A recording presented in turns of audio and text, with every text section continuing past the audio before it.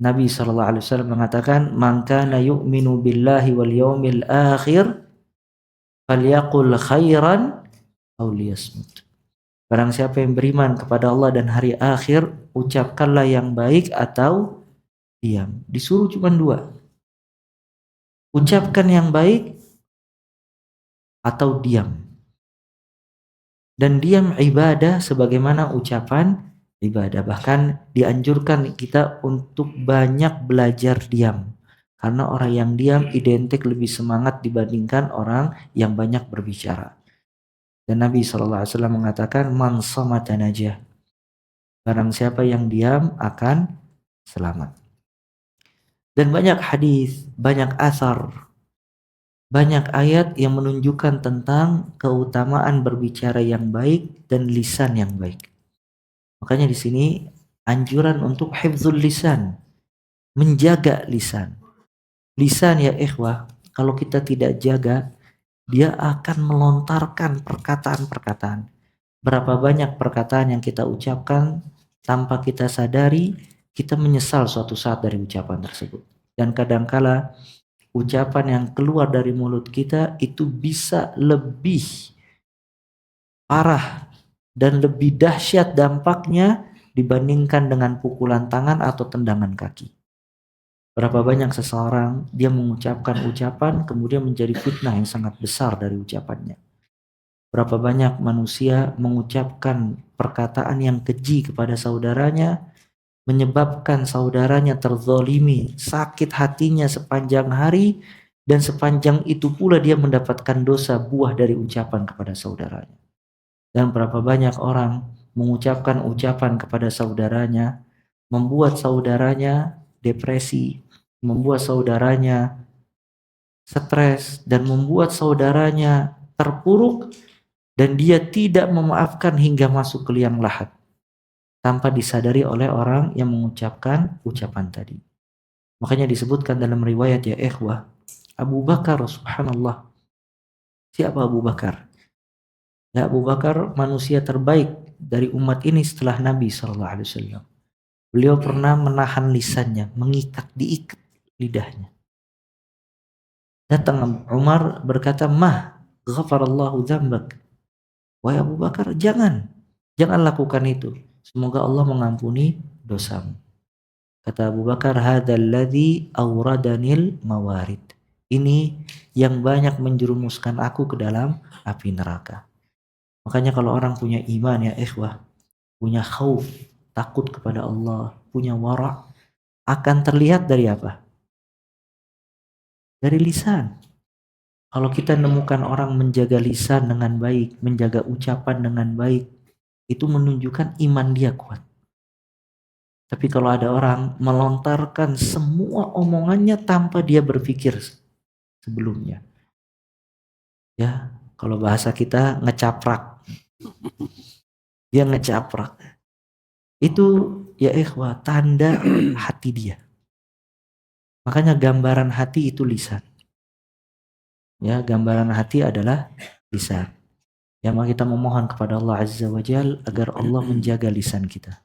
Antum lihat subhanallah, Nabi SAW bersabda, "Wa innar rajula la yatakallamu bil kalimah la yulqi fiha balan."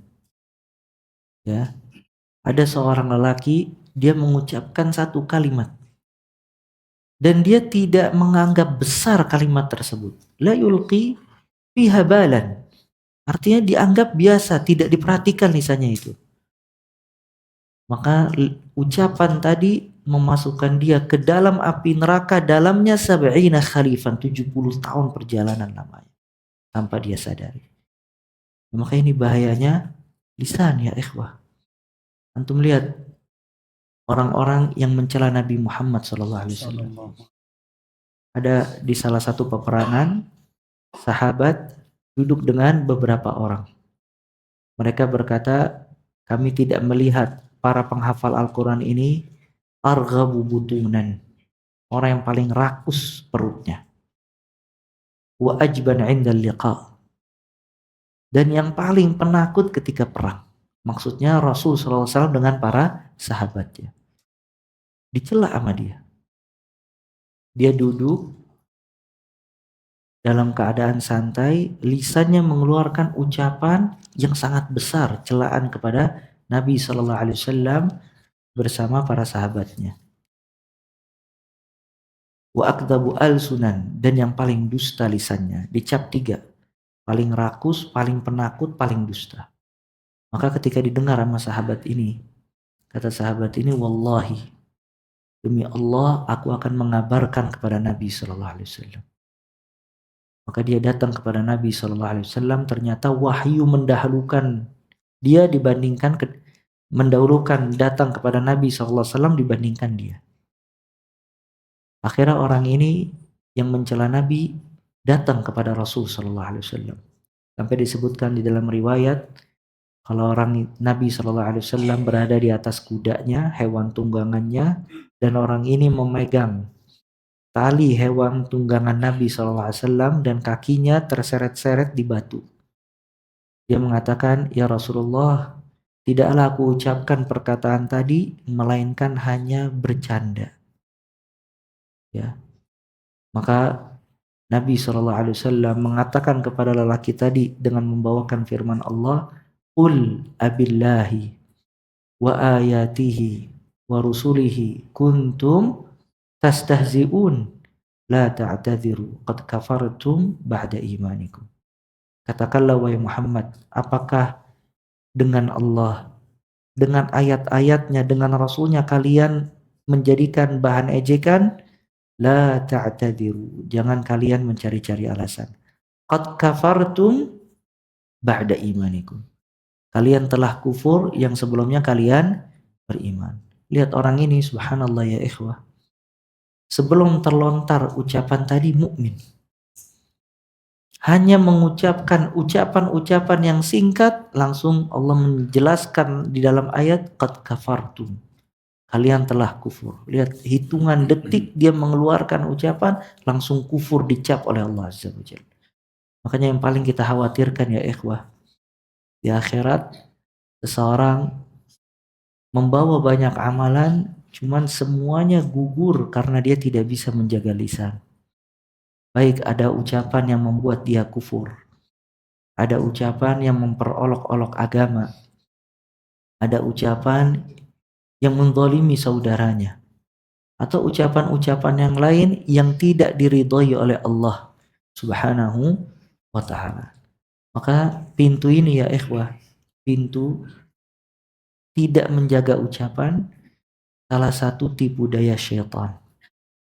Maka syaitan masuk kepada manusia, dia berusaha membuat hamba Allah tergelincir dalam bab lisan. Dan di sini Ibnul Qayyim mengatakan, di antara dampak bahaya lisan atau tipu daya syaitan menjadikan manusia mengerjakan 2 hal lewat lisan. Yang pertama, at-takallum bil batil, berbicara kebatilan, berbicara kebatilan. Ya, dia mengucapkan ucapan batil. Dan ini juga ana ingatkan kepada ikhwah sekalian, jangan suka berbicara agama tanpa ilmu. Antum jangan suka menyikapi semua permasalahan yang berkaitan dengan din tanpa ilmu.